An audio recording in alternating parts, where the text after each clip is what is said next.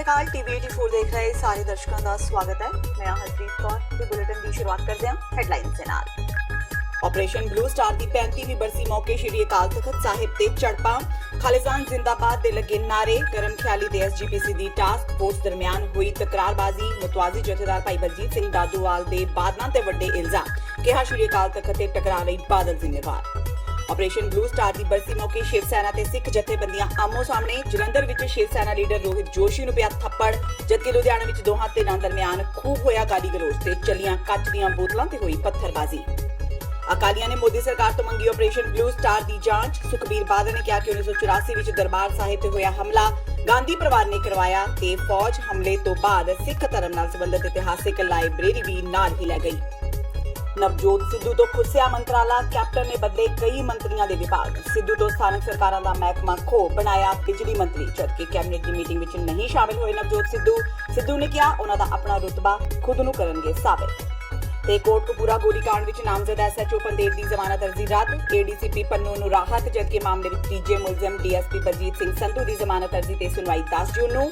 ਕੁੰਵਰ ਵਿਜੇ ਪ੍ਰਤਾਪ ਨੇ social media ਤੇ ਕੀਤੀ ਸ਼ਾਇਰੀ, ਕਿਹਾ ਕਈ ਤਲਾਬ ਆਪਣੇ ਆਪ ਨੂੰ ਸਮੁੰਦਰ ਸਮਝੀ ਬੈਠੇ ਨੇ। ਤੇ ਹੁਣ ਇਹਨਾਂ ਖਬਰਾਂ ਦਾ ਵਿਸਥਾਰ। ਪੰਜਾਬ ਦੀ ਸਿਆਸੀ ਬਿਸਾਤ ਤੇ ਅੱਜ ਵੱਡੀ ਹਲਚਲ ਹੋਈ। ਮੁੱਖ ਮੰਤਰੀ ਕੈਪਟਨ ਅਮਰਿੰਦਰ ਸਿੰਘ ਨੇ ਆਪਣੇ ਕੈਬਨਿਟ ਸਹਿਯੋਗੀ ਨਵਜੋਤ ਸਿੰਘ ਸਿੱਧੂ ਨੂੰ ਦੁਪਹਿਰ ਨੂੰ ਸਥਾਨਕ ਸਰਕਾਰਾਂ ਵਿਭਾਗ ਤੋਂ ਹਟਾ ਦਿੱਤਾ। ਇਹ ਫੈਸਲਾ ਨਵਜੋਤ ਸਿੰਘ ਸਿੱਧੂ ਵੱਲੋਂ ਕੈਬਨਿਟ ਦੀ ਬੈਠਕ ਵਿੱਚ ਨਾ ਜਾਣ ਤੇ ਪ੍ਰੈਸ ਕਾਨਫਰੰਸ ਕਰਕੇ ਕੈਪਟਨ ਅਮਰਿੰਦਰ ਸਿੰਘ ਵਿਰੁੱਧ ਬੋਲਣ ਤੋਂ ਬਾਅਦ ਕੀਤਾ ਗਿਆ। ਦੱਸ ਦੇਈਏ ਕਿ ਇਸ ਤੋਂ ਪਹਿਲਾਂ ਕੈਪਟਨ ਅਮਰਿੰਦਰ ਸਿੰਘ ਨੇ ਕੈਬਨਿਟ ਦੀ ਬੈਠਕ ਬੁਲਾਈ ਸੀ, ਜਿਸ ਵਿੱਚ ਨਵਜੋਤ ਸਿੰਘ ਸਿੱਧੂ ਨਹੀਂ ਪੁੱਜੇ। ਅਮਰਿੰਦਰ ਸਿੰਘ ਦੇ ਮੀਡੀਆ ਸਲਾਹਕਾਰ ਰਵੀਨ ਠਕੁਰਾਲ ਨੇ ਕਿਹਾ ਕਿ ਮੁੱਖ ਮੰਤਰੀ ਦੇ ਦਫ਼ਤਰ ਵੱਲੋਂ ਸਾਰੇ ਮੰਤਰੀਆਂ ਤੇ ਵਿਧਾਇਕਾਂ ਨੂੰ ਬੈਠਕ ਵਿੱਚ ਬੁਲਾਇਆ ਗਿਆ ਸੀ। ਹਾਲਾਂਕਿ ਸਿੱਧੂ ਦੀ ਪਤਨੀ ਨਵਜੋਤ ਕੌਰ ਸਿੱਧੂ ਨੇ ਇਸ ਤਰ੍ਹਾਂ ਦੇ ਕਿਸੇ ਸੰਦੇਸ਼ ਨੂੰ ਮਿਲਣ ਤੋਂ ਇਨਕਾਰ ਕਰ ਦਿੱਤਾ। ਮੁੱਖ ਮੰਤਰੀ ਕੈਪਟਨ ਅਮਰਿੰਦਰ ਸਿੰਘ ਨੇ ਪਾਕਿਸਤਾਨ ਵਿੱਚ ਸਿੱਧੂ ਦੇ ਬਿਆਨ ਤੇ ਸਥਾਨਕ ਸਰਕਾਰਾਂ ਵਿਭਾਗ ਨੂੰ ਠੀਕ ਤਰ੍ਹਾਂ ਨਾਲ ਨਾ ਸੰਭਾਲਣ ਕਾਰਨ ਸ਼ਹਿਰੀ ਇਲਾਕਿਆਂ ਵਿੱਚ ਪਾਰਟੀ ਦੇ ਖਰਾਬ ਪ੍ਰਦਰਸ਼ਨ ਨੂੰ ਕਾਰਨ ਦੱਸਦਿਆਂ ਮੰਤਰੀਆਂ ਦੇ ਵਿਭਾਗ ਵਿੱਚ ਵੰਡ ਦਾ ਐਲਾਨ ਕੀਤਾ ਸੀ। ਇਸ ਤੋਂ ਪਹਿਲਾਂ ਕੈਬਨਿਟ ਮੀਟਿੰਗ ਵਿੱਚ ਮੁੱਖ ਮੰਤਰੀ ਨੇ ਅਗਲੇ 6 ਮਹੀਨਿਆਂ ਦੌਰਾਨ ਆਪਣੀ ਸਰਕਾਰ ਦੇ ਅਹਿਮ ਪ੍ਰੋਗਰਾਮਾਂ ਨੂੰ ਲਾਗੂ ਕਰਨ ਦੀ ਸਮਾਂ ਸੀਮਾ ਨਿਰਧਾਰਿਤ ਕਰਦਿਆਂ ਮੰਤਰੀਆਂ ਨੂੰ ਵੱਖ-ਵੱਖ ਸਕੀਮਾਂ ਲਾਗੂ ਕਰਨ ਦੇ ਸਬੰਧ ਵਿੱਚ ਤੇਜ਼ੀ ਲਿਆਉਣ ਦੇ ਨਿਰਦੇਸ਼ ਦੇਣ ਦੇ ਨਾਲ-ਨਾਲ ਕੰਮਾਂ ਦੀ ਪ੍ਰਗਤੀ ਦਾ ਜਾਇਜ਼ਾ ਲੈਣ ਤੇ ਲੋੜ ਅਨੁਸਾਰ ਤਬਦੀਲੀਆਂ ਕਰਨ ਲਈ ਇੱਕ ਸਲਾਹਕਾਰੀ ਗਰੁੱਪ ਗਠਨ ਕਰਨ ਲਈ ਹੁਕਮ ਦਿੱਤੇ। ਮੁੱਖ ਮੰਤਰੀ ਨੇ ਆਪਣੇ ਸਾਥੀਆਂ ਨੂੰ ਕਿਹਾ ਕਿ ਅਵੇਸਲੇ ਹੋਣ ਦਾ ਸਮਾਂ ਨਹੀਂ ਹੈ ਤੇ ਸੂਬੇ ਵਿੱਚ 2022 ਦੀਆਂ ਵਿਧਾਨ ਸਭਾ ਚੋਣਾਂ ਦੀ ਤਿਆਰੀ ਤੇ ਲੋਕਾਂ ਦੀਆਂ ਖਾਹਿਸ਼ਾਂ ਨੂੰ ਪੂਰਾ ਕਰਨ ਲਈ ਹੁਣ ਤੋਂ ਹੀ ਸਖਤ ਮਿਹਨਤ ਕਰਨ ਦੀ ਜ਼ਰੂਰਤ ਹੈ। ਇਸ ਤੋਂ ਇਲਾਵਾ ਬੈਠਕ ਵਿੱਚ ਮੋਹਾਲੀ ਵਿੱਚ ਨਵਾਂ ਮੈਡੀਕਲ ਕਾਲਜ ਬਣਾਉਣ ਦਾ ਮਤਾ ਪਾਸ ਕੀਤਾ ਗਿਆ। ਇਸ ਕਾਲਜ ਦੇ ਬਣਨ ਨਾਲ 994 ਵੱਖ-ਵੱਖ ਅਸਾਮੀਆਂ ਤੇ MBBS ਦੀਆਂ 100 ਸੀਟਾਂ ਬਣਨਗੀਆਂ। ਅਸਾਮੀਆਂ ਵਿੱਚ ਅਧਿਆਪਨ, ਪੈਰਾਮੈਡੀਕਲ ਸਟਾਫ ਤੇ ਬਹੁ-ਮੰਤਵੀ ਕਰਮਚਾਰੀ ਸ਼ਾਮਿਲ ਹੋਣਗੇ। ਮੁੱਖ ਮੰਤਰੀ ਕੈਪਟਨ ਅਮਰਿੰਦਰ ਸਿੰਘ ਦੀ ਅਗਵਾਈ ਵਿੱਚ ਹੋਈ ਕੈਬਨਿਟ ਮੀਟਿੰਗ ਵਿੱਚ ਫੈਸਲਾ ਹੋਇਆ ਹੈ ਕਿ ਇਹ ਮੈਡੀਕਲ ਕਾਲਜ ਵਿਦਿਅਕ ਵਰ੍ਹੇ 2020-21 ਤੋਂ ਸ਼ੁਰੂ ਕਰ ਦਿੱਤਾ ਜਾਵੇਗਾ। ਇਸ ਕਾਲਜ ਲਈ 168 ਅਸਾਮੀਆਂ ਮੈਡੀਕਲ ਅਧਿਆਪਕਾਂ, 426 ਪੈਰਾਮੈਡੀਕਲ ਤੇ 400 ਅਸਾਮੀਆਂ ਵਿੱਚ ਚੌਥਾ ਦਰਜਾ ਸਟਾਫ ਵਜੋਂ ਭਰੀਆਂ ਜਾਣਗੀਆਂ। ਮੈਡੀਕਲ ਕਾਲਜ ਦੇ 199 ਕਰੋੜ ਰੁਪਏ ਦੀ ਲਾਗਤ ਆਵੇਗੀ ਤੇ ਕੇਂਦਰ ਤੇ ਸੂਬਾ ਸਰਕਾਰ ਇਸ ਨੂੰ 60-40 ਦੇ ਅਨੁਪਾਤ ਵਿੱਚ ਅਦਾ ਕਰਨਗੀਆਂ। ਕੈਬਨਿਟ ਮੰਤਰੀ ਨਵਜੋਤ ਸਿੰਘ ਸਿੱਧੂ ਨੇ ਅੱਜ ਪੰਜਾਬ ਵਜ਼ਾਰਤ ਦੀ ਬੈਠਕ ਵਿੱਚ ਸ਼ਾਮਿਲ ਨਾ ਹੋ ਕੇ ਕੈਪਟਨ ਤੇ ਉਹਨਾਂ ਦੇ ਹਮਾਇਤੀਆਂ ਵਿਰੁੱਧ ਮੋਰਚਾ ਖੋਲ ਦਿੱਤਾ। ਸਿੱਧੂ ਨੇ ਕੈਪਟਨ ਵੱਲੋਂ ਕਾਂਗਰਸ ਦਾ ਮਿਸ਼ਨ 13 ਫੇਲ ਹੋਣ ਤੇ 5 ਸੀਟਾਂ ਨਾ ਜਿੱਤਣ ਪਿੱਛੇ ਆਪਣੀ ਜ਼ਿੰਮੇਵਾਰੀ ਨਾ ਹੋਣ ਦੀ ਗੱਲ ਵੀ ਕਹੀ। ਉਧਰ ਕੈਪਟਨ ਦੇ ਵਜ਼ੀਰਾਂ ਨੇ ਲੋਕ ਸਭਾ ਚੋਣਾਂ ਮਗਰੋਂ ਪਹਿਲੀ ਕੈਬਨਿਟ ਮੀਟਿੰਗ ਵਿੱਚੋਂ ਸਿੱਧੂ ਦੀ ਗੈਰ ਹਾਜ਼ਰੀ ਦੌਰਾਨ ਮੁੱਖ ਮੰਤਰੀ ਦਾ ਮੂੰਹ ਮਿੱਠਾ ਕਰਵਾਇਆ। ਸਿੱਧੂ ਨੇ ਕਿਹਾ ਕਿ ਜੇਕਰ ਵਿਸ਼ਵਾਸ ਹੀ ਨਹੀਂ ਤਾਂ ਕਾਦੀ ਮੀਟਿੰਗ। ਉਹਨਾਂ ਕਿਹਾ ਕਿ ਉਹ ਕਦੇ ਵੀ ਲੂਜ਼ਰ ਨਹੀਂ ਰਹੇ। ਮੁੱਖ ਮੰਤਰੀ ਨੇ ਹਰ ਮੰਤਰੀ ਨੂੰ 2 ਜ਼ਿਲ੍ਹਿਆਂ ਦਾ ਇੰਚਾਰਜ ਲਗਾਇਆ ਸੀ ਤੇ ਸਿੱਧੂ ਹਿੱਸੇ ਅੰਮ੍ਰਿਤਸਰ ਤੇ ਤਰਨਤਾਰਨ ਦੀ ਜ਼ਿੰਮੇਵਾਰੀ ਆਈ ਹੈ। ਨਵਜੋਤ ਸਿੱਧੂ ਨੇ ਦਾਅਵਾ ਕੀਤਾ ਕਿ ਉੱਥੋਂ ਕਾਂਗਰਸ ਹੀ ਜਿੱਤੀ ਹੈ। ਉਹਨਾਂ ਕੈਪਟਨ ਤੇ ਸਿੱਧੀ ਉਂਗਲ ਚੁੱਕਦਿਆਂ ਕਿਹਾ ਕਿ ਸੀਐਮ ਕਹਿੰਦੇ ਨੇ ਕਿ ਸ਼ਹਿਰੀ ਵੋਟ ਕਾਂਗਰਸ ਨੂੰ ਨਹੀਂ ਮਿਲੀ ਤਾਂ ਉਹਨਾਂ 54 ਵਿੱਚੋਂ 34 ਸ਼ਹਿਰੀ ਵਿਧਾਨ ਸਭਾ ਹਲਕੇ ਕਿਵੇਂ ਜਿੱਤੇ ਨੇ। ਅੰਮ੍ਰਿਤਸਰ, ਜਲੰਧਰ, ਪਟਿਆਲਾ, ਲੁਧਿਆਣਾ ਤੇ ਜਲੰਧਰ ਸੀਟਾਂ ਸ਼ਹਿਰੀ ਵੋਟਾਂ ਨਾ ਮਿਲਣ ਤੋਂ ਬਗੈਰ ਕਿਵੇਂ ਜਿੱਤ ਲਈਆਂ ਗਈਆਂ। ਸਹੁੰ ਚੁਕਾਈ ਜਾਂਦੀ ਹੈ ਜਦੋਂ ਕੈਬਨਿਟ 'ਚ ਜਾਈਦੀ ਹੈ, ਇੱਕ ਗੱਲ ਕਹੀ ਜਾਂਦੀ ਹੈ ਕਿ ਸਾਂਝੀ ਜ਼ਿੰਮੇਵਾਰੀ ਹੈ, ਕਲੈਕਟਿਵ ਰਿਸਪੌਂਸਿਬਿਲਿਟੀ ਹੈ। ਮੈਂ ਪੋਲੀਟੀਕਲ ਸਾਇੰਸ ਦਾ ਵੀ ਸਟੂਡੈਂਟ ਹਾਂ, ਉਹ 'ਚ ਵੀ ਇਹ ਸਿਖਾਇਆ ਜਾਂਦਾ ਹੈ, the rule is we swim and we sink together. ਫਿਰ ਮੇਰੀ ਜਿਹੜੀ ਕੁਰਸੀ ਹੈ ਉਹ ਸੀਐਮ ਸਾਹਿਬ ਦੇ ਬਿਲਕੁਲ 3 ਇੰਚ ਦੂਰ ਹੈ, ਖੱਬੇ ਪਾਸੇ ਇੱਦਾਂ। ਤੇ ਜੇ ਮੈਂ ਇੰਨੀ ਦੂਰ ਬੈਠਣਾ ਤੇ ਮੇਰੇ ਤੇ ਵਿਸ਼ਵਾਸ ਹੀ ਹੈ, ਮੇਰੇ ਤੇ ਵਿਸ਼ਵਾਸ ਹੀ ਹੈ ਨਹੀਂ ਔਰ ਮੇਰਾ ਡਿਪਾਰਟਮੈਂਟ ਸਿੰਗਲ ਆਊਟ ਕੀਤਾ ਜਾਂਦਾ ਹੈ ਪਬਲਿਕਲੀ। ਮੈਂ ਤਾਂ ਉਹਨਾਂ ਨੂੰ ਵੱਡਾ ਮੰਨਦਾ ਹਮੇਸ਼ਾ ਹੀ, ਉਹਨਾਂ ਦੀ ਗੱਲ ਸੁਣਨੀ ਹੈ। I will always do whatever he feels is right according to him, but ਕੱਲਾ ਮੇਰਾ ਡਿਪਾਰਟਮੈਂਟ ਸਿੰਗਲ ਆਊਟ ਕੀਤਾ ਜਾਂਦਾ ਹੈ ਤੇ ਇਹ ਮਨ ਨੂੰ ਜ਼ਰੂਰ ਠੇਸ ਪਹੁੰਚਦੀ ਹੈ ਵੀ ਕਿੱਥੇ ਗਈ ਉਹ ਕਲੈਕਟਿਵ ਰਿਸਪੌਂਸਿਬਿਲਿਟੀ। ਇਹ ਕਿਹਾ ਗਿਆ ਹੈ ਜੀ ਕਿ ਮੈਂ ਜ਼ਿੰਮੇਵਾਰ ਹਾਂ ਸ਼ਹਿਰੀ ਹਲਕੇ ਹਰਨ ਦਾ। ਲੋ ਮੈਂ ਡੰਕੇ ਦੀ ਚੋਟ ਤੇ ਕਹਿੰਦਾ ਕਿ urban areas played a pivotal role in Congress Party's victory in Punjab. Dhuri C urban area। ਸਭ ਤੋਂ ਵੱਡੀ ਚੀਜ਼ ਇਹ ਹੈ ਕਿ 4 ਵੱਡੀਆਂ ਕਾਰਪੋਰੇਸ਼ਨਾਂ ਨੇ ਵਿੱਚ 50% ਪੰਜਾਬ, ਉਹਨਾਂ ਦੀ ਇਲੈਕਸ਼ਨ ਹੋਇਆ ਹਲੇ, ਚਾਰੇ ਸਵੀਪਿੰਗ ਜਿੱਤੀਆਂ। ਸੀਐਮ ਸਾਹਿਬ ਨੇ ਜ਼ਿੰਮੇਵਾਰੀ ਦਿੱਤੀ ਸੀ ਮੈਨੂੰ 2 ਡਿਸਟ੍ਰਿਕਟਸ ਦੀ, ਮਿਨਿਸਟਰਸ ਇੰਚਾਰਜ ਨੇ ਔਰ ਸਾਲ ਪਹਿਲਾਂ ਬਣਾਏ ਗਏ ਸੀ ਇਨ ਵਿਊ ਆਫ ਦੀ ਫੋਰਥਕਮਿੰਗ ਇਲੈਕਸ਼ਨਸ। ਇੱਕ ਤਰਨਤਾਰਨ, ਇੱਕ ਅੰਮ੍ਰਿਤਸਰ, ਇਹਨਾਂ ਦੋਵਾਂ ਦਾ ਮੈਂ ਇੰਚਾਰਜ ਹਾਂ। ਦੋਨੇ ਸਵੀਪਿੰਗ ਮਾਰਜਨ ਨਾਲ ਜਿੱਤੇ। ਮੇਰੇ ਡਿਪਾਰਟਮੈਂਟ ਦੀ ਗੱਲ ਰਹੀ, ਦੈਟ ਇਜ਼ ਫॉर ਅਨਦਰ ਡੇ। ਅੱਜ ਪਿਛਲੀ ਵਾਰ 10% ਕੀਤੀ ਸੀ, ਅੱਜ ਵੀ 10% ਕੀਤੀ, 80 ਹਲੇ ਅੰਦਰ। ਤੇ ਇੱਕ ਮੇਰੇ ਡਿਪਾਰਟਮੈਂਟ ਦੀ ਗੱਲ ਸੀ, ਨੰਗ ਤੜੰਗ ਡਿਪਾਰਟਮੈਂਟ ਸੀ, 10,000 ਕਰੋੜ ਰੁਪਈਆ। ਇਹ ਕਿੱਥੋਂ ਆ ਗਿਆ? ਨਹੀਂ ਲਾਉਣ ਦੇਣਾ ਚਾਹੁੰਦੇ ਨਾ ਸੀ, ਨਾ ਬਦੌਲਤ ਉਹਦਾ ਵੀ ਰਿਪੋਰਟ ਕਰ ਦੇ ਦੂੰਗਾ। ਜੂਨ 1984 ਘੱਲੂਘਾਰੇ ਦੀ 35ਵੀਂ ਬਰਸੀ ਮੌਕੇ ਅੱਜ ਸ੍ਰੀ ਅਕਾਲ ਤਖ਼ਤ ਸਾਹਿਬ ਵਿਖੇ ਧਾਰਮਿਕ ਸਮਾਗਮ ਆਰੰਭ ਹੋਇਆ। ਇਸ ਮੌਕੇ ਵੱਖ-ਵੱਖ ਸਿੱਖ ਜਥੇਬੰਦੀਆਂ, ਵਰਕਰ, ਵੱਡੀ ਗਿਣਤੀ ਵਿੱਚ ਸਿੱਖ ਸੰਗਤਾਂ ਸ਼ਾਮਿਲ ਹੋਈਆਂ। ਇਸ ਸਮਾਗਮ ਦੌਰਾਨ ਪਹੁੰਚੀਆਂ ਸਿੱਖ ਸੰਗਤਾਂ ਨੂੰ ਸ੍ਰੀ ਅਕਾਲ ਤਖ਼ਤ ਸਾਹਿਬ ਦੇ ਜਥੇਦਾਰ ਸਿੰਘ ਸਾਹਿਬ ਗਿਆਨੀ ਹਰਪ੍ਰੀਤ ਸਿੰਘ ਨੇ ਸੰਬੋਧਨ ਕੀਤਾ। ਉਹਨਾਂ ਕਿਹਾ ਕਿ 84 ਦਾ ਜ਼ਖਮ ਕਦੇ ਨਹੀਂ ਭੁੱਲਿਆ ਜਾ ਸਕਦਾ। ਉਹਨਾਂ ਕੌਮ ਨੂੰ ਇਕਜੁੱਟ ਹੋਣ ਦਾ ਸੁਨੇਹਾ ਵੀ ਦਿੱਤਾ। ਅੱਜ ਦਾ ਦਿਨ ਸੰਸਾਰ ਦੇ ਇਤਿਹਾਸ ਦਾ ਸਭ ਤੋਂ ਕਾਲਾ ਦਿਨ ਹੈ। ਅੱਜ ਦੇ ਦਿਨ ਭਾਰਤ ਸਰਕਾਰ ਨੇ ਸੱਚਖੰਡ ਸ੍ਰੀ ਹਰਿਮੰਦਰ ਸਾਹਿਬ, ਸ੍ਰੀ ਦਰਬਾਰ ਸਾਹਿਬ, ਸ੍ਰੀ ਅਕਾਲ ਤਖ਼ਤ ਸਾਹਿਬ ਅਤੇ 37 ਦੇ ਕਰੀਬ ਹੋਰ ਗੁਰਦੁਆਰਾ ਸਾਹਿਬਾਨ ਦੇ ਉੱਤੇ ਹਮਲਾ ਕੀਤਾ। ਸ੍ਰੀ ਦਰਬਾਰ ਸਾਹਿਬ, ਅੰਮ੍ਰਿਤਸਰ ਸਾਹਿਬ ਵਿਖੇ ਸ੍ਰੀ ਗੁਰੂ ਅਰਜਨ ਦੇਵ ਜੀ ਮਹਾਰਾਜ ਦੇ ਸ਼ਹੀਦੀ ਦਿਹਾੜੇ ਮੌਕੇ ਨਤਮਸਤਕ ਹੋਣ ਆਈਆਂ ਸੰਗਤਾਂ ਨੂੰ, ਜਿਸ ਵਿੱਚ ਬੱਚੇ, ਬਜ਼ੁਰਗ, ਇਸਤਰੀਆਂ ਸਨ, ਭਾਰਤੀ ਫੌਜ ਵੱਲੋਂ ਗੋਲੀਆਂ ਨਾਲ ਭੁੰਨ ਦਿੱਤਾ ਗਿਆ। ਸ੍ਰੀ ਗੁਰੂ ਗ੍ਰੰਥ ਸਾਹਿਬ ਜੀ ਦੇ ਪਾਵਨ ਸਰੂਪ ਨੂੰ ਵੀ ਗੋਲੀਆਂ ਮਾਰੀਆਂ ਗਈਆਂ। 92 ਤੱਕ ਅੰਗ ਜ਼ਖਮੀ ਹੋਏ, ਜੋ ਅੱਜ ਵੀ ਸ੍ਰੀ ਅਕਾਲ ਤਖ਼ਤ ਸਾਹਿਬ ਦੇ ਉੱਤੇ ਸੁਸ਼ੋਭਿਤ ਹਨ। ਸਿੱਖ ਕੌਮ ਦੇ ਪਿੰਡੇ ਤੇ ਇਹ ਹਮਲਾ ਇੱਕ ਨਾਸੂਰ ਦੀ ਤਰ੍ਹਾਂ ਹੈ, ਜਿਸ ਦੀ ਪੀੜ ਸਿੱਖ ਕੌਮ ਰਹਿੰਦੀ ਦੁਨੀਆ ਤੱਕ ਮਹਿਸੂਸ ਕਰਦੀ ਰਹੇਗੀ। ਭਾਰਤੀ ਫੌਜ ਵੱਲੋਂ ਇਸ ਹਮਲੇ ਦੌਰਾਨ ਲੁੱਟਿਆ ਕੀਮਤੀ ਖਜ਼ਾਨਾ ਵਾਪਸ ਨਹੀਂ ਕੀਤਾ ਗਿਆ। ਸਿੱਖਾਂ ਦਾ ਇਹ ਹੱਕ ਹੈ ਕਿ ਇਸ ਹਮਲੇ ਦਾ ਸੱਚ ਭਾਰਤ ਸਰਕਾਰ ਜਨਤਕ ਕਰੇ, ਤਾਂ ਕਿ ਪਤਾ ਲੱਗੇ ਕਿ ਇਸ ਹਮਲੇ ਦੇ ਵਿੱਚ ਕਿਹੜੀਆਂ-ਕਿਹੜੀਆਂ ਏਜੰਸੀਆਂ ਜਿਹੜੀਆਂ ਉਹ ਸ਼ਾਮਲ ਰਹੀਆਂ। ਇਸ ਸ਼ਹੀਦੀ ਦਿਹਾੜੇ ਮੌਕੇ ਸਮੂਹ ਨਾਨਕ ਨਾਮਲੇਵਾ ਸੰਗਤਾਂ ਨੂੰ ਇਹ ਅਪੀਲ ਹੈ ਕਿ ਉਹ ਆਪਣੇ ਧਾਰਮਿਕ ਸਿਧਾਂਤਾਂ, ਸੰਸਥਾਵਾਂ ਅਤੇ ਕੌਮੀ ਮੁੱਦਿਆਂ ਨਾਲ ਸੰਬੰਧਿਤ ਮਸਲਿਆਂ ਨਾਲ ਨਜਿੱਠਣ ਲਈ ਮਿਲ ਬੈਠਣ ਵਾਲੀ ਪਰੰਪਰਾ ਨੂੰ ਮਜ਼ਬੂਤ ਕਰਨ, ਜੋ ਅੱਜ ਦੇ ਸਮੇਂ ਦੀ ਵੱਡੀ ਲੋੜ ਹੈ। ਸਿੱਖ ਸੰਸਥਾਵਾਂ ਨੂੰ ਅੰਦਰੋਂ ਤੇ ਬਾਹਰੋਂ ਢਾਹ ਲਾਉਣ ਵਾਲੀਆਂ ਤਾਕਤਾਂ ਨੂੰ ਤਾੜਨਾ ਕੀਤੀ ਜਾਂਦੀ ਹੈ ਕਿ ਉਹ ਆਪਣੀਆਂ ਹੱਦਾਂ ਦੀ ਉਲੰਘਣਾ ਨਾ ਕਰਨ। ਸਿੱਖਾਂ ਕੋਲ ਆਪਣੀ ਰਾਖੀ ਕਰਨ ਦੇ ਨਾਲ-ਨਾਲ ਹੋਰਨਾਂ ਨੂੰ ਸੁਰੱਖਿਆ ਦੇਣ ਵਾਲੀਆਂ ਜੋ ਮਹਾਨ ਇਤਿਹਾਸਕ ਪਰੰਪਰਾਵਾਂ ਮੌਜੂਦ ਹਨ, ਹਰ ਸਿੱਖ ਨੂੰ ਉਹਨਾਂ ਪਰੰਪਰਾਵਾਂ ਉੱਪਰ ਚੇਤਨ ਮਨ ਨਾਲ ਪਹਿਰੇਦਾਰੀ ਕਰਨ ਵਾਲੀ ਜ਼ਿੰਮੇਵਾਰੀ ਨਿਭਾਉਣ ਲਈ ਅੱਗੇ ਆਉਣਾ ਚਾਹੀਦਾ ਹੈ। ਅੱਜ ਸ੍ਰੀ ਅਕਾਲ ਤਖ਼ਤ ਸਾਹਿਬ ਤੇ ਆਪਰੇਸ਼ਨ ਬਲੂ ਸਟਾਰ ਦੀ 35ਵੀਂ ਬਰਸੀ ਮੌਕੇ ਸ਼੍ਰੋਮਣੀ ਕਮੇਟੀ ਵੱਲੋਂ ਲਾਈ ਗਈ ਟਾਸਕ ਫੋਰਸ ਤੇ ਗਰਮ ਖਿਆਲੀਆਂ ਵਿਚਾਲੇ ਟਕਰਾਅ ਹੋ ਗਿਆ। ਇਸ ਮੌਕੇ ਗਰਮ ਖਿਆਲੀਆਂ ਨੇ ਖਾਲਿਸਤਾਨ ਜ਼ਿੰਦਾਬਾਦ ਦੇ ਨਾਅਰੇ ਵੀ ਲਗਾਏ। ਗਰਮਾ ਗਰਮੀ ਲਈ ਦੋਵੇਂ ਧਿਰਾਂ ਇੱਕ ਦੂਜੇ ਨੂੰ ਜ਼ਿੰਮੇਵਾਰ ਠਹਿਰਾ ਰਹੀਆਂ ਸਨ। ਮੁਤਵਾਜ਼ੀ ਜਥੇਦਾਰ ਭਾਈ ਬਲਜੀਤ ਸਿੰਘ ਦਾਦੂਵਾਲ ਨੇ ਕਿਹਾ ਕਿ ਵਿਗੜੇ ਮਾਹੌਲ ਲਈ ਬਾਦਲ ਪਰਿਵਾਰ ਤੇ ਸ਼੍ਰੋਮਣੀ ਕਮੇਟੀ ਜ਼ਿੰਮੇਵਾਰ ਹੈ। ਉਹਨਾਂ ਕਿਹਾ ਕਿ ਸ਼੍ਰੋਮਣੀ ਕਮੇਟੀ ਵੱਲੋਂ ਬਾਦਲ ਪਰਿਵਾਰ ਦੇ ਇਸ਼ਾਰੇ ਤੇ ਸਭ ਕੁਝ ਕੀਤਾ ਜਾਂਦਾ ਹੈ ਤੇ ਬਾਦਲ ਪਰਿਵਾਰ ਨਹੀਂ ਚਾਹੁੰਦਾ ਕਿ ਪੰਥਕ ਮਸਲਿਆਂ ਦੀ ਕੋਈ ਹੋਰ ਧਿਰ ਪੈਰਵਾਈ ਕਰੇ। ਜਥੇਦਾਰ ਦਾਦੂਵਾਲ ਨੇ ਇਲਜ਼ਾਮ ਲਗਾਇਆ ਕਿ ਬਾਦਲਾਂ ਨੇ ਸ੍ਰੀ ਅਕਾਲ ਤਖ਼ਤ ਸਾਹਿਬ ਦੀਆਂ ਰਵਾਇਤਾਂ ਤਹਿਸ-ਨਹਿਸ ਕੀਤੀਆਂ ਨੇ ਤੇ ਬਾਦਲਾਂ ਦੇ ਕਬਜ਼ੇ ਕਰਕੇ ਸ਼੍ਰੋਮਣੀ ਕਮੇਟੀ ਵੱਲੋਂ ਦਿੱਤਾ ਜਾਂਦਾ ਸੰਦੇਸ਼ ਸੰਗਤ ਸੁਣਨਾ ਨਹੀਂ ਚਾਹੁੰਦੀ ਤੇ ਇਸ ਕਰਕੇ ਸੰਗਤਾਂ ਹਰ ਸਾਲ ਇਸ ਦਾ ਵਿਰੋਧ ਕਰਦੀਆਂ ਨੇ। ਸੱਚਖੰਡ ਸ੍ਰੀ ਹਰਿਮੰਦਰ ਸਾਹਿਬ ਦੇ ਗੋਲੀਆਂ ਮਾਰੀਆਂ ਪਾਵਨ ਗੁਰੂ ਗ੍ਰੰਥ ਸਾਹਿਬ ਦੇ ਸਰੂਪ ਜਿਹੜੇ ਸੀਗੇ ਉਹ ਸਾੜ ਦਿੱਤੇ ਗਏ। ਇਹਦੇ ਵਾਸਤੇ ਸ਼੍ਰੋਮਣੀ ਗੁਰਦੁਆਰਾ ਪ੍ਰਬੰਧਕ ਕਮੇਟੀ ਨੂੰ ਸ੍ਰੀ ਅਕਾਲ ਤਖ਼ਤ ਸਾਹਿਬ ਦੇ ਉੱਪਰ ਸ੍ਰੀ ਅਖੰਡ ਪਾਠ ਦੇ ਭੋਗ ਪਾ ਕੇ ਬਾਅਦ ਵਿੱਚ ਗੁਰਦੁਆਰਾ ਮੰਜੀ ਸਾਹਿਬ ਦੀਵਾਨ ਹਾਲ ਦੇ ਵਿੱਚ ਖੁੱਲੇ ਦੀਵਾਨ ਜਿਹੜੇ ਸਜਾਉਣੇ ਚਾਹੀਦੇ ਆ।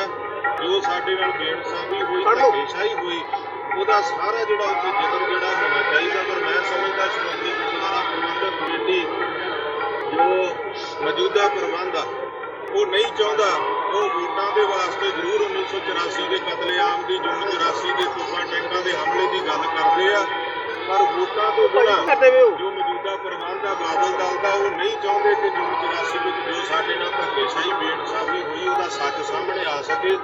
ਹਰੇਕ ਦੇਸ਼ ਦਾ ਇਹ ਤਕਰੀਬਨ ਅਸੂਲ ਆ ਕਿ ਜਦੋਂ ਕਿਸੇ ਵੀ ਸਾਕੇ ਨੂੰ, ਕਿਸੇ ਘਟਨਾ ਨੂੰ 30 ਸਾਲ ਹੋ ਜਾਂਦੇ, ਉਦੋਂ ਬਾਅਦ ਉਹਦੀਆਂ ਫਾਈਲਾਂ ਓਪਨ ਕਰ ਦਿੱਤੀਆਂ ਜਾਂਦੀਆਂ।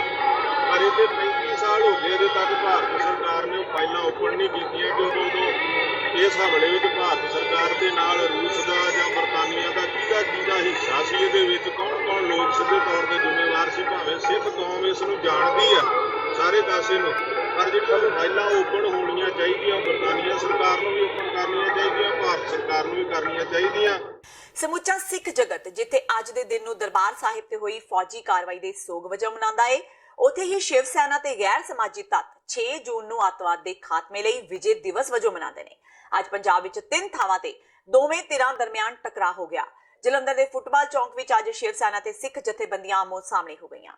ਬਲੂ ਸਟਾਰ ਦੀ ਬਰਸੀ ਮੌਕੇ ਫੁੱਟਬਾਲ ਚੌਂਕ ਨੇੜੇ ਸਿੱਖ ਜਥੇਬੰਦੀਆਂ ਨੇ ਛਬੀਲ ਲਗਾਈ ਹੋਈ ਸੀ। ਉੱਥੇ ਹੀ ਨੇੜੇ ਹੀ ਸ਼ਿਵ ਸੈਨਾ ਹਿੰਦੁਸਤਾਨ ਦੇ ਮੈਂਬਰ ਆਪਣੀ ਨਾਅਰੇਬਾਜ਼ੀ ਕਰ ਰਹੇ ਸਨ। ਇਸੇ ਦੌਰਾਨ ਦੋਵੇਂ ਧਿਰਾਂ ਆਮੋ ਸਾਹਮਣੇ ਹੋ ਗਈਆਂ। ਬਹਿਸਬਾਜ਼ੀ ਦੌਰਾਨ ਸਿੱਖ ਜਥੇਬੰਦੀਆਂ ਦੇ ਨੁਮਾਇੰਦੇ ਨੇ ਸ਼ਿਵ ਸੈਨਾ ਲੀਡਰ ਰੋਹਿਤ ਜੋਸ਼ੀ ਨੂੰ ਥੱਪੜ ਜੜ ਦਿੱਤਾ। ਮੌਕੇ ਤੇ ਮੌਜੂਦ ਪੁਲਿਸ ਨੇ ਮਾਮਲਾ ਸ਼ਾਂਤ ਕਰਵਾਇਆ।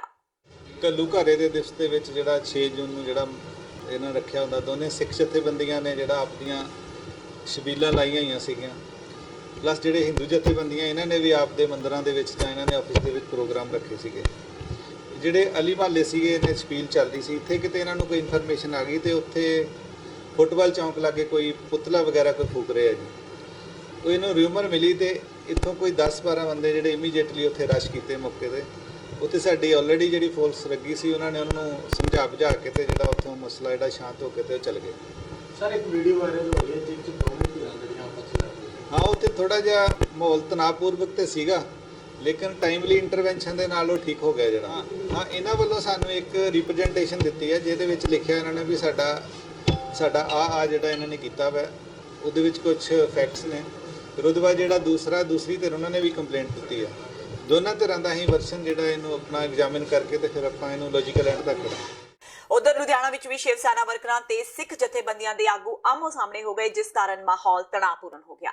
ਦੋਹਾਂ ਧਿਰਾਂ ਵੱਲੋਂ ਇੱਕ ਦੂਜੇ ਤੇ ਇੱਟਾਂ ਤੇ ਕੱਚ ਦੀਆਂ ਬੋਤਲਾਂ ਨਾਲ ਹਮਲਾ ਕੀਤਾ ਗਿਆ। ਇਸ ਦੀ ਸੂਚਨਾ ਮਿਲਦਿਆਂ ਹੀ ਪੁਲਿਸ ਵੀ ਮੌਕੇ ਤੇ ਪੁੱਜੀ ਤੇ ਦੋਹਾਂ ਧਿਰਾਂ ਨੂੰ ਸਮਝਾਉਣ ਦੀ ਕੋਸ਼ਿਸ਼ ਕੀਤੀ, ਜਿਸ ਤੋਂ ਬਾਅਦ ਹਾਲਾਤ ਤੇ ਕਾਬੂ ਪਾ ਲਿਆ ਗਿਆ। ਇਸ ਮੌਕੇ ਗਰਮ ਖਿਆਲੀਆਂ ਵੱਲੋਂ ਖਾਲਿਸਤਾਨ ਜ਼ਿੰਦਾਬਾਦ ਦੇ ਨਾਅਰੇ ਵੀ ਲਗਾਏ ਗਏ।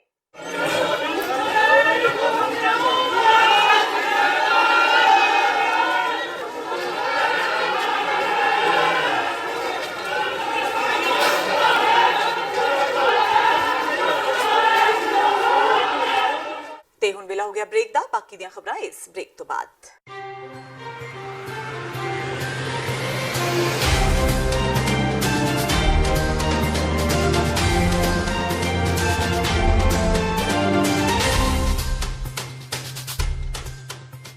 ਸ਼ਹੀਦਾਂ ਦੇ ਸਰਤਾਜ ਸ਼੍ਰੀ ਗੁਰੂ ਅਰਜਨ ਦੇਵ ਜੀ ਮਹਾਰਾਜ ਦੀ ਸ਼ਹਾਦਤ ਤੇ ਜੂਨ 1984 ਦੇ ਸ਼ਹੀਦਾਂ ਦੀ ਯਾਦ ਵਿੱਚ 9 ਜੂਨ 2019 ਦਿਨ ਐਤਵਾਰ ਨੂੰ ਸਵੇਰੇ 11 ਵਜੇ ਸੈਨ ਫਰਾਂਸਿਸਕੋ ਸ਼ਹਿਰ ਵਿਖੇ ਰਿਮੈਂਬਰੈਂਸ ਮਾਰਚ ਤੇ ਫਰੀडम ਰੈਲੀ ਕੱਢੀ ਜਾ ਰਹੀ ਹੈ। ਕੈਲੀਫੋਰਨੀਆ ਦੀਆਂ ਸਮੂਹ ਪੰਥਕ ਜਥੇਬੰਦੀਆਂ ਤੇ ਗੁਰਦੁਆਰਾ ਕਮੇਟੀਆਂ ਵੱਲੋਂ ਸਮੂਹ ਸੰਗਤਾਂ ਨੂੰ ਖਾਲਸਾ ਰਾਜ ਦੀ ਮੁਕੰਮਲ ਪ੍ਰਾਪਤੀ ਲਈ ਇਸ ਮਾਰਚ ਵਿੱਚ ਸ਼ਾਮਿਲ ਹੋਣ ਦੀ ਬੇਨਤੀ ਕੀਤੀ ਜਾਂਦੀ ਹੈ। ਵਧੇਰੇ ਜਾਣਕਾਰੀ ਲਈ ਤੁਸੀਂ ਹੇਠ ਦਿੱਤੇ ਨੰਬਰ ਤੇ ਸੰਪਰਕ ਕਰ ਸਕਦੇ ਹੋ।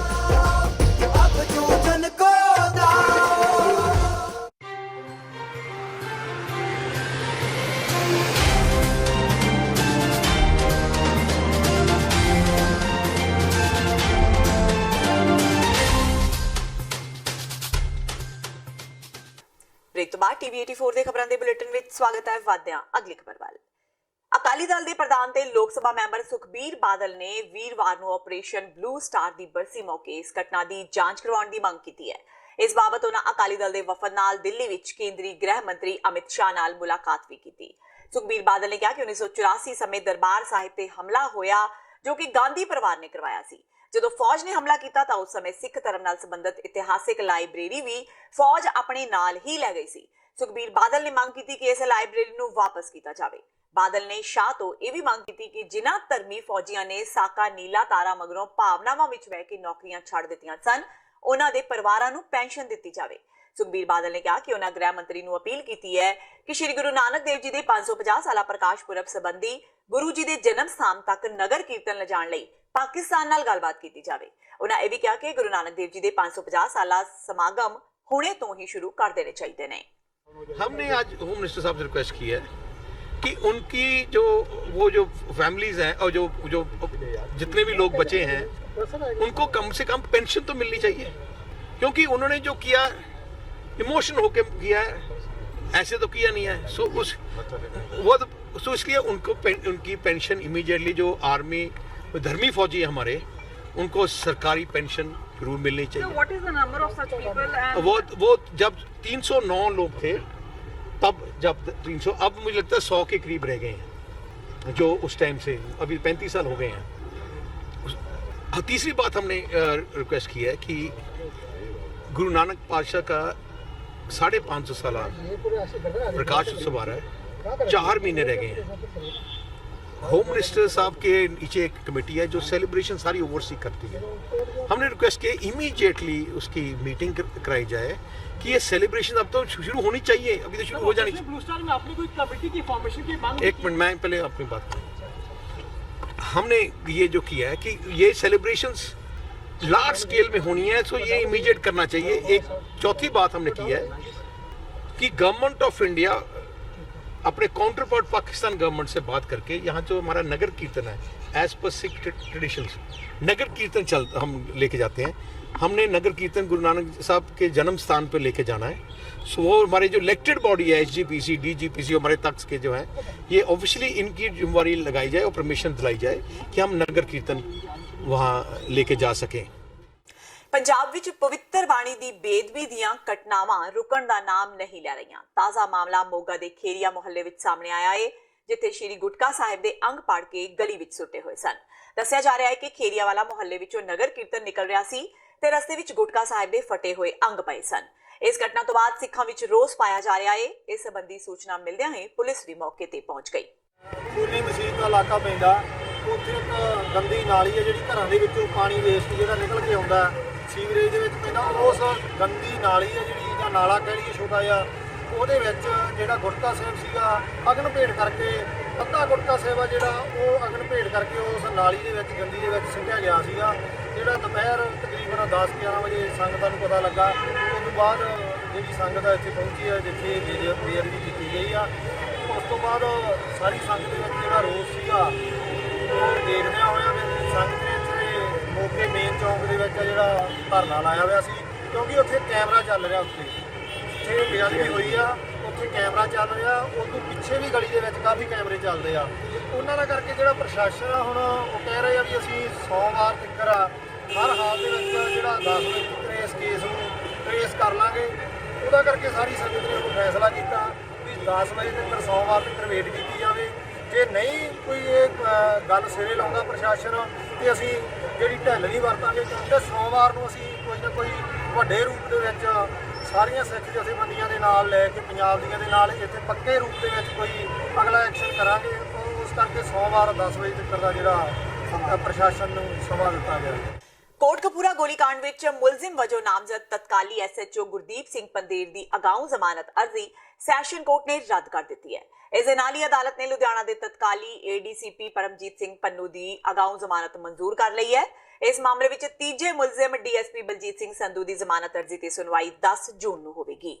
ਬੇਅਦਬੀ ਤੇ ਗੋਲੀकांड ਦੀ ਪੜਤਾਲ ਕਰ ਰਹੀ ਵਿਸ਼ੇਸ਼ ਜਾਂਚ ਟੀਮ ਨੇ 27 ਮਈ ਨੂੰ SP ਬਲਜੀਤ ਸਿੰਘ ਸਿੱਧੂ, ਪਰਮਜੀਤ ਸਿੰਘ ਪੰਨੂ ਤੇ ਇੰਸਪੈਕਟਰ ਗੁਰਦੀਪ ਸਿੰਘ ਨੂੰ ਮੁਲਜ਼ਮ ਵਜੋਂ ਨਾਮਜ਼ਦ ਕੀਤਾ ਸੀ ਤੇ ਉਹਨਾਂ ਖਿਲਾਫ ਅਦਾਲਤ ਵਿੱਚ ਚਲਾਨ ਪੇਸ਼ ਹੋ ਚੁੱਕਾ ਹੈ। ਚਲਾਨ ਪੇਸ਼ ਹੋਣ ਤੋਂ ਬਾਅਦ ਇਲਾਕਾ ਮੈਜਿਸਟ੍ਰੇਟ ਏਕਤਾ ਉੱਪਲ ਨੇ ਸਾਰੇ ਪੁਲਿਸ ਅਧਿਕਾਰੀਆਂ ਨੂੰ ਅਦਾਲਤ ਵਿੱਚ ਪੇਸ਼ ਹੋਣ ਦੇ ਆਦੇਸ਼ ਦਿੱਤੇ ਸਨ। ਆਪਣੇ ਖਿਲਾਫ ਹੋ ਰਹੀ ਬਿਆਨਬਾਜ਼ੀ ਤੋਂ ਬਾਅਦ IG ਕੁੰਵਰ ਵਿਜੇ ਪ੍ਰਤਾਪ ਸਿੰਘ ਨੇ ਵੀ ਟਵੀਟ ਕਰਕੇ ਵਿਰੋਧੀਆਂ ਖਿਲਾਫ ਆਪਣੀ ਪੜਾਸ ਕੱਢੀ ਹੈ। कुंवर विजय प्रताप सिंह ने ट्विटर पे ट्वीट करके शायराना अंदाज में लिखा है, करवा देंगे हदों का एहसास, कुछ तालाब खुद को समंदर समझ बैठे हैं। ਇਸ ਤੋਂ ਪਹਿਲਾਂ ਵੀ ਉਹਨਾਂ ਨੇ ਅਮਿਤਾਭ ਬੱਚਨ ਵੱਲੋਂ ਗਾਈ ਰਵਿੰਦਰਨਾਥ ਟੈਗੋਰ ਦੀ ਕਵਿਤਾ ਏਕਲਾ ਚਲੋ ਰੇ ਨੂੰ ਪੋਸਟ ਕੀਤਾ ਸੀ। ਦੋਹਾਂ ਪੋਸਟਾਂ ਤੋਂ ਜਾਪ ਰਿਹਾ ਹੈ ਕਿ ਕੁੰਵਰ ਵਿਰੋਧੀਆਂ ਤੇ ਰਗੜੇ ਲਗਾ ਰਹੇ ਨੇ। ਦੱਸਯੋਗ ਹੈ ਕਿ ਜਿੱਥੇ ਅਕਾਲੀ ਦਲ ਵੱਲੋਂ ਲਗਾਤਾਰ ਕੁੰਵਰ ਖਿਲਾਫ ਨਿਸ਼ਾਨਾ ਸਾਧਿਆ ਜਾ ਰਿਹਾ ਹੈ, ਉੱਥੇ SIT ਦੇ ਮੈਂਬਰਾਂ ਨੇ ਵੀ ਖੁੱਲ੍ਹ ਕੇ ਕੁੰਵਰ ਵਿਜੇ ਪ੍ਰਤਾਪ ਦਾ ਵਿਰੋਧ ਕਰਨਾ ਸ਼ੁਰੂ ਕਰ ਦਿੱਤਾ ਹੈ। ਸ਼ਹੀਦਾਂ ਦੇ ਸਰਤਾਜ ਸ਼੍ਰੀ ਗੁਰੂ ਅਰਜਨ ਦੇਵ ਜੀ, ਜਿਨ੍ਹਾਂ ਨੇ ਧਰਮ ਦੀ ਖਾਤਰ ਮੁਗਲ ਸਾਮਰਾਜ ਦੇ ਤਸੀਹੇ ਚਲਦਿਆਂ ਆਪਣੀ ਲਾਸਾਨੀ ਕੁਰਬਾਨੀ ਦਿੱਤੀ ਤੇ ਕੌਮ ਨੂੰ ਜ਼ੁਲਮ ਖਿਲਾਫ ਲੜਨ ਦਾ ਸੰਦੇਸ਼ ਦਿੱਤਾ। ਸ਼ਹਾਦਤ ਨੂੰ 413 ਸਾਲ ਬੀਤ ਚੁੱਕੇ ਨੇ ਤੇ ਗੁਰੂ ਸਾਹਿਬ ਦੀ ਕੁਰਬਾਨੀ ਨੂੰ ਅੱਜ ਵੀ ਪੂਰੇ ਸਿੱਖ ਪੰਥ ਵੱਲੋਂ ਬੜੀ ਸ਼ਰਧਾ ਤੇ ਭਾਵਨਾ ਨਾਲ ਮਨਾਇਆ ਜਾਂਦਾ ਹੈ, ਜਿਸ ਦੇ ਸਬੰਧ ਵਿੱਚ ਗੁਰੂ ਸਾਹਿਬ ਜੀ ਦੁਆਰਾ ਵਰਸੋਈ ਨਗਰੀ ਤਰਨਤਾਰਨ ਵਿਖੇ ਗੁਰਦੁਆਰਾ ਦਰਬਾਰ ਸਾਹਿਬ ਸ਼੍ਰੀ ਗੁਰੂ ਅਰਜਨ ਦੇਵ ਜੀ ਵਿਖੇ ਧਾਰਮਿਕ ਸਮਾਗਮਾਂ ਦਾ ਆਗਾਜ਼ ਹੋ ਚੁੱਕਾ ਹੈ ਤੇ ਸੰਗਤਾਂ ਵੱਲੋਂ ਗੁਰੂ ਘਰ ਪਹੁੰਚ ਕੇ ਗੁਰੂ ਚਰਨਾਂ ਵਿੱਚ ਹਾਜ਼ਰੀ ਲਗਵਾਈ ਜਾ ਰਹੀ ਹੈ। ਗੁਰੂ ਸਾਹਿਬ ਦੇ ਸ਼ਹੀਦੀ ਦਿਹਾੜੇ ਨੂੰ ਲੈ ਕੇ ਨਗਰ ਕੀਰਤਨ ਦਾ ਆਯੋਜਨ ਕੀਤਾ ਗਿਆ। ਇਹ ਨਗਰ ਕੀਰਤਨ ਸ਼੍ਰੀ ਗੁਰੂ ਗ੍ਰੰਥ ਸਾਹਿਬ ਜੀ ਦੀ ਛਤਰ ਛਾਇਆ ਹੇਠ ਤੇ ਪੰਜ ਪਿਆਰਿਆਂ ਦੀ ਅਗਵਾਈ ਹੇਠ ਸਜਾਇਆ ਗਿਆ। ਇਸ ਮੌਕੇ ਸੰਗਤਾਂ ਵੱਲੋਂ ਵੱਧ ਚੜ੍ਹ ਕੇ ਹਿੱਸਾ ਲਿਆ ਗਿਆ। ਇਹ ਨਗਰ ਕੀਰਤਨ ਸ਼ਹਿਰ ਦੇ ਵੱਖ-ਵੱਖ ਹਿੱਸਿਆਂ ਵਿੱਚੋਂ ਹੁੰਦਾ ਹੋਇਆ ਵਾਪਸ ਗੁਰਦੁਆਰਾ ਦਰਬਾਰ ਸਾਹਿਬ ਸ਼੍ਰੀ ਗੁਰੂ ਅਰਜਨ ਦੇਵ ਜੀ ਵਿਖੇ ਸੰਪੰਨ ਹੋਇਆ। ਇਸ ਮੌਕੇ ਗੁਰਦੁਆਰਾ ਸ਼੍ਰੀ ਦਰਬਾਰ ਸਾਹਿਬ ਤਰਨਤਾਰਨ ਦੇ ਮੈਨੇਜਰ ਭਾਈ ਬਲਵਿੰਦਰ ਸਿੰਘ ਨੇ ਦੱਸਿਆ ਕਿ ਗੁਰੂ ਸਾਹਿਬ ਜੀ ਦੇ ਸ਼ਹੀਦੀ ਦਿਹਾੜੇ ਦੇ ਸਬੰਧ ਵਿੱਚ ਅੱਜ ਸੰਗਤਾਂ ਦੇ ਸਹਿਯੋਗ ਨਾਲ ਨਗਰ ਕੀਰਤਨ ਕੱਢਿਆ ਗਿਆ, ਜੋ ਸ਼ਹਿਰ ਦੇ ਵੱਖ-ਵੱਖ ਹਿੱਸਿਆਂ ਵਿੱਚੋਂ ਹੁੰਦਾ ਹੋਇਆ ਇਸੇ ਪਾਵਨ ਸਥਾਨ ਤੇ ਆ ਕੇ ਸੰਪੰਨ ਹੋਇਆ। ਉਹਨਾਂ ਨੌਜਵਾਨ ਪੀੜ੍ਹੀ ਨੂੰ ਗੁਰੂ ਸਾਹਿਬ ਦੇ ਦਰਸਾਏ ਮਾਰਗ ਤੇ ਚੱਲਣ ਦੀ ਅਪੀਲ ਕੀਤੀ। ਅੱਗੇ 413ਵਾਂ ਸ਼ਹੀਦੀ ਦਿਹਾੜਾ ਜਿਹੜਾ ਵਾ ਗੁਰੂ ਅਰਜਨ ਦੇਵ ਜੀ ਦਾ, ਉਸ ਦੇ ਸਬੰਧ ਵਿੱਚ ਅੱਜ ਇੱਥੋਂ ਅਸੀਂ ਨਗਰ ਕੀਰਤਨ ਜਿਹੜਾ ਵਾ ਗੁਰੂ ਘਰ ਦੇ ਲੰਗਰ ਤੋਂ ਸ਼ੁਰੂ ਕਰਕੇ ਸ਼ਹਿਰ ਦੀ ਪਰਿਕਰਮਾ ਕਰਦਾ ਹੋਇਆ ਸ਼ਾਮ ਨੂੰ ਫਿਰ ਦੁਬਾਰਾ ਜਿਹੜਾ ਵਾ ਗੁਰੂ ਕੇ ਲੰਗਰ ਵਿਖੇ ਸਮਾਪਤ ਹੋਵੇਗਾ। ਉਹਦੇ ਵਿੱਚ ਸੰਗਤਾਂ ਵੱਲੋਂ ਔਰ ਸ਼ਹਿਰੀਆਂ ਵੱਲੋਂ ਪੂਰਨ ਸਹਿਯੋਗ ਦਿੱਤਾ ਗਿਆ ਵਾ। ਵੱਖ-ਵੱਖ ਥਾਵਾਂ ਤੇ ਸੰਗਤ ਦੇ ਸਹਿਯੋਗ ਆਪਣੇ ਸਵਾਗਤ ਵਾਸਤੇ ਅਤੇ ਉਹਨਾਂ ਨੂੰ ਹਰ ਤਰ੍ਹਾਂ ਦਾ ਸਹਿਯੋਗ ਦੇਣ ਵਾਸਤੇ ਜਿਹੜੀ ਆ ਉਹਨਾਂ ਨੇ ਛਬੀਲਾਂ ਆਦਿ ਦਾ ਪ੍ਰਬੰਧ ਕੀਤਾ। ਨੌਜਵਾਨ ਪੀੜ੍ਹੀ ਨੂੰ ਸਾਡਾ ਤੇ ਇਹੋ ਹੀ ਸੰਦੇਸ਼ ਆ ਵੀ ਆਪਣਾ ਸਿੱਖ ਕੌਮ ਦਾ ਜੋ ਵਿਰਸਾ ਵਾ, ਵਿਰਸੇ ਨੂੰ ਨਹੀਂ ਭੁੱਲਣਾ ਚਾਹੀਦਾ, ਆਪਣੇ ਵਿਰਸੇ ਦੇ ਨਾਲ ਹੀ ਜੁੜਨਾ ਚਾਹੀਦਾ। ਫਿਰੋਜ਼ਪੁਰ ਜ਼ਿਲ੍ਹੇ ਵਿੱਚ ਹਰਿਆਲੀ ਵਧਾਉਣ ਲਈ ਜ਼ਿਲ੍ਹੇ ਦੇ ਡਿਪਟੀ ਕਮਿਸ਼ਨਰ ਚੰਦਰ ਗੈਂਦ ਨੇ ਨਿਵੇਕਲੇ ਹੁਕਮ ਦਿੱਤੇ ਨੇ। DC ਨੇ ਜ਼ਿਲ੍ਹੇ ਵਿੱਚ ਅਸਲਾ ਲਾਇਸੈਂਸ ਲਈ ਬਿਨੈ ਕਰਨ ਵਾਲੇ ਹਰ ਵਿਅਕਤੀ ਲਈ 10 ਪੌਦੇ ਲਗਾਉਣਾ ਲਾਜ਼ਮੀ ਕਰ ਦਿੱਤਾ ਹੈ। ਬੂਟੇ ਲਗਾਉਂਦਿਆਂ ਦੀ ਤਸਵੀਰ ਵੀ ਨਾਲ ਦਸਤਾਵੇਜ਼ਾਂ ਨਾਲ ਨੱਥੀ ਕਰਨੀ ਹੋਵੇਗੀ, ਤਾਂ ਹੀ ਉਸ ਦੀ ਫਾਈਲ ਅੱਗੇ ਵਧੇਗੀ।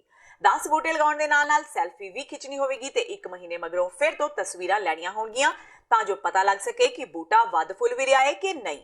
ਇਹਨਾਂ ਤਸਵੀਰਾਂ ਨੂੰ ਅਸਲਾ ਲਾਇਸੈਂਸ ਦਾ ਇੱਛੁਕ ਆਪਣੇ ਦਸਤਾਵੇਜ਼ਾਂ ਨਾਲ ਨੱਥੀ ਕਰੇਗਾ।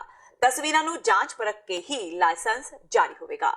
ਅਸੀਂ ਕੁਝ ਇਸ ਤਰ੍ਹਾਂ ਦਾ ਵੀ ਵਿਚਾਰ ਕਰ ਰਹੇ ਹਾਂ ਕਿ ਆਉਣ ਵਾਲੇ ਦਿਨਾਂ ਦੇ ਵਿੱਚ ਪ੍ਰਸ਼ਾਸਨ ਫਿਰੋਜ਼ਪੁਰ ਵੱਲੋਂ ਕੁਝ ਸਰਵਿਸਿਜ਼ ਇਸ ਤਰ੍ਹਾਂ ਦੀ ਦਈਏ ਜਿਹੜੀ ਕਿ ਅਸੀਂ ਪੇੜ ਲਗਾਉਣਾ ਕੰਪਲਸਰੀ ਕਰ ਦੇਵਾਂਗੇ ਕਿ ਪੇੜ ਲਗਾਓਗੇ ਤੇ ਸਰਵਿਸ ਮਿਲੇਗੀ।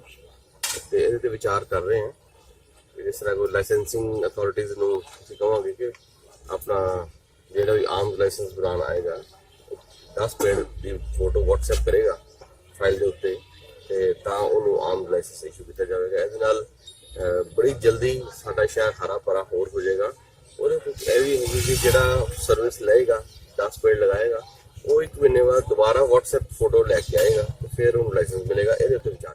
ਬੇਸ਼ੱਕ ਸਰਕਾਰ ਨਸ਼ਾ ਖਤਮ ਕਰਨ ਦੇ ਲਗਾਤਾਰ ਦਾਅਵੇ ਕਰਦੀ ਨਜ਼ਰ ਆ ਰਹੀ ਹੈ, ਪਰ ਅਜੇ ਵੀ ਨਸ਼ਾ ਕਾਰਨ ਹੋ ਰਹੀਆਂ ਨੌਜਵਾਨਾਂ ਦੀਆਂ ਮੌਤਾਂ ਸਰਕਾਰ ਦੇ ਦਾਅਵਿਆਂ ਦੀ ਹਕੀਕਤ ਨੂੰ ਜੱਗ ਜ਼ਾਹਰ ਕਰ ਰਹੀਆਂ ਨੇ।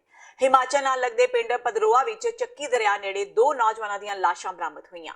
ਘਟਨਾ ਦੀ ਜਾਣਕਾਰੀ ਦਿੰਦਿਆਂ ਪੁਲਿਸ ਅਧਿਕਾਰੀਆਂ ਨੇ ਕਿਹਾ ਕਿ ਮੁੱਢਲੀ ਜਾਂਚ ਵਿੱਚ ਨੌਜਵਾਨਾਂ ਕੋਲ ਪਏ ਨਸ਼ੇ ਦੇ ਟੀਕਿਆਂ ਤੋਂ ਇਹ ਅੰਦਾਜ਼ਾ ਲਗਾਇਆ ਜਾ ਰਿਹਾ ਹੈ ਕਿ ਦੋਹਾਂ ਦੀ ਮੌਤ ਨਸ਼ੇ ਦੀ ਓਵਰਡੋਜ਼ ਕਾਰਨ ਹੋਈ ਹੈ। ਉਹਨਾਂ ਕਿਹਾ ਕਿ ਫਿਲਹਾਲ ਮ੍ਰਿਤਕਾਂ ਦੀ ਪਛਾਣ ਨਹੀਂ ਹੋ ਸਕੀ ਤੇ ਮੌਤ ਦੇ ਕਾਰਨਾਂ ਦੀ ਪੁਸ਼ਟੀ ਲਈ ਪੁਲਿਸ ਵੱਲੋਂ ਲਾਸ਼ਾਂ ਕਬਜ਼ੇ ਵਿੱਚ ਲੈ ਕੇ ਪੋਸਟਮਾਰਟਮ ਲਈ ਭੇਜ ਦਿੱਤੀਆਂ ਗਈਆਂ ਨੇ।